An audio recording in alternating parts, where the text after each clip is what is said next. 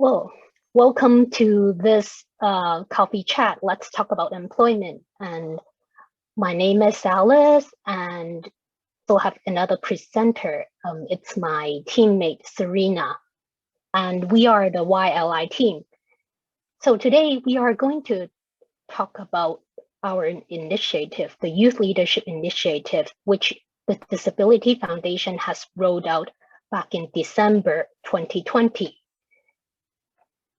So for the first part of this coffee chat, we will go over a bit about our initiative. And in the second half, it will be a coffee chat. And well, to ensure that the participants have a private and safe environment to share their personal experiences, we will only live stream the first part of this coffee chat, which is our presentation.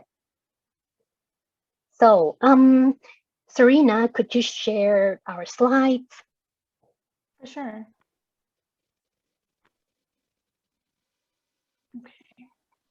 Okay. So some of you may be wondering, like, what is this coffee chat about? Like, who is like the Youth Leadership Initiative team? So we have been plugging our initiative in the past few months because we really want to get our word out. So you may be wondering, like, who are we? So the Youth Leadership Initiative is a 3-year national project to identify often overlooked employment barriers students with disability experience when transitioning from school to the workplace. And we are also producing a solution to overcome those barriers.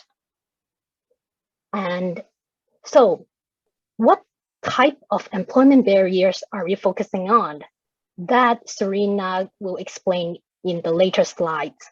So currently, the project is run by a group of interns, me, Serena, and we also have a head researcher called Max. So we are a group of interns, including those with disabilities like myself. And what makes this initiative interesting is that while we as the interns are gaining work experiences at the Disability Foundation, we are also gaining leadership training from Royal Roads University in Victoria. Next slide. For sure. So you may be wondering, what are some of the current statistics on employment for youth with disabilities, since that is our area of research. So we conducted a literature review, and this is some of the statistics that came up within that review. So a significant number of youth with disabilities are neither in school nor employed, especially when compared to people who are able-bodied. Youth with disabilities are disproportionately represented in people who are not employed, underemployed, or who are not in school as well. So it's specifically 33% of youth with severe disabilities are neither in school nor employed, where 15% of youth with less severe disabilities are neither in school nor employed. I think an important thing to recognize here as well is that there may be some hesitation to identify yourself as disabled or having a more severe or less severe disability. So in studies like this, we can always expect that the number is actually higher than we see in studies out of fear of people identifying due to stigma, discrimination, or other factors as well. So what are employers' attitudes towards youth with disabilities? So an article from 2011 asked employers why they don't hire and retain workers with disabilities. And by retain, they mean keep them beyond the probation period.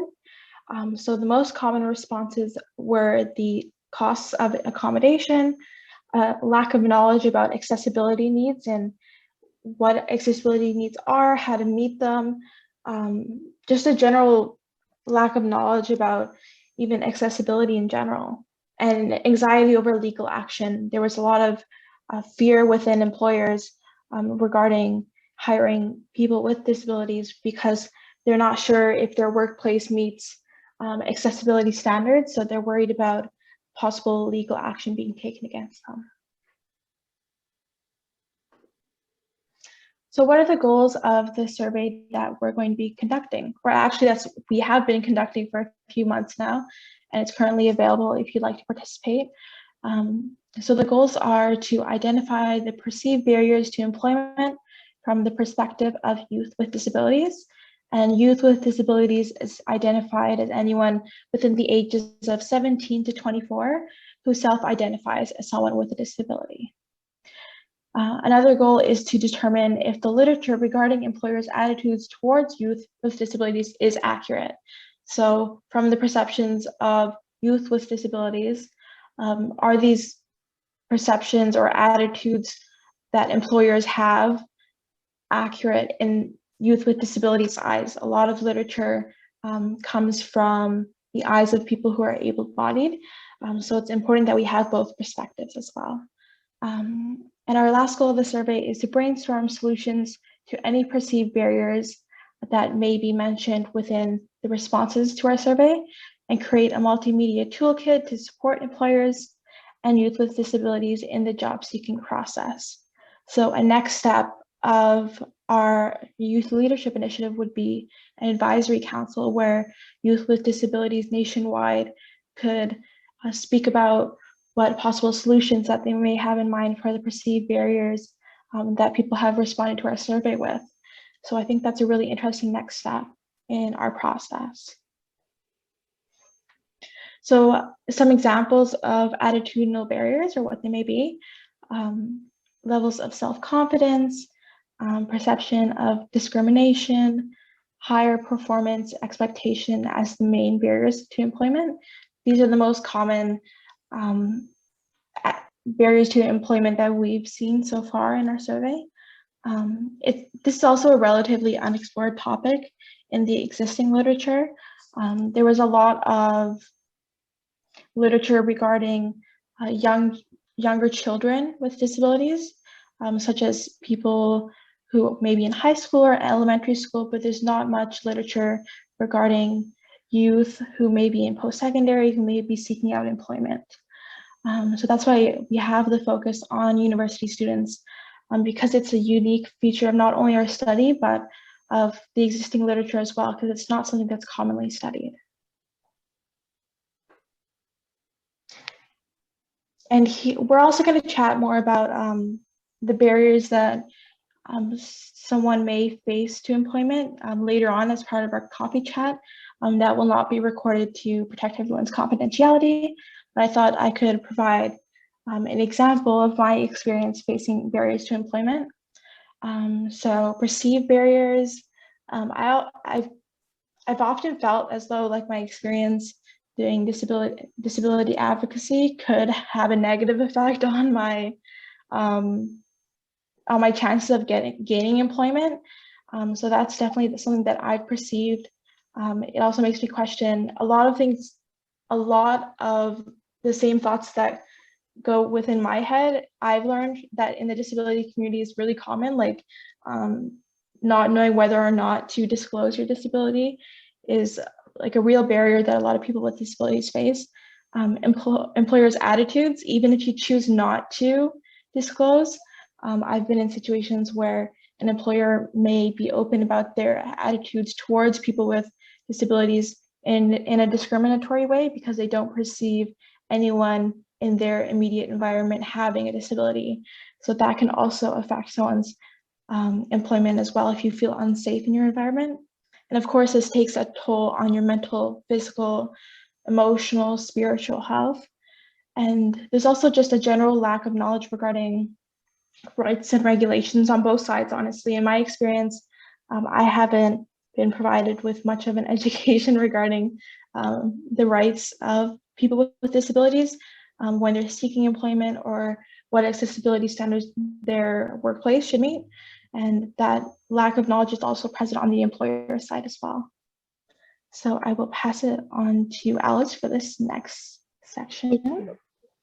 Thank you, Serena. So as Serena has mentioned, it's a 3-year project and there are loads to be coming. So after we conduct our survey and collect enough data, it will be our head researcher Max's work in analyzing the data.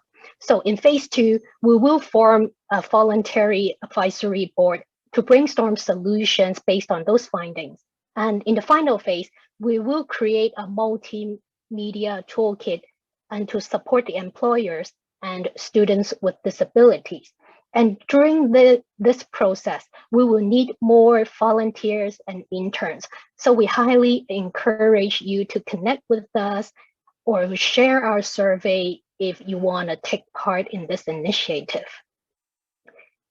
So this is the end of our short presentation. And before we move on to the Q&A section, so this is a sneak peek of our YLI. So this is our new logo, and it's our first time showcasing it in public.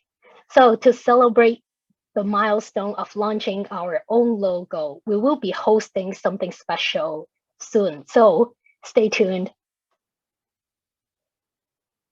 So thank you very much for everybody for joining us either on Zoom or through Facebook live stream. So right now we will turn off the live stream and floor is now open for more questions.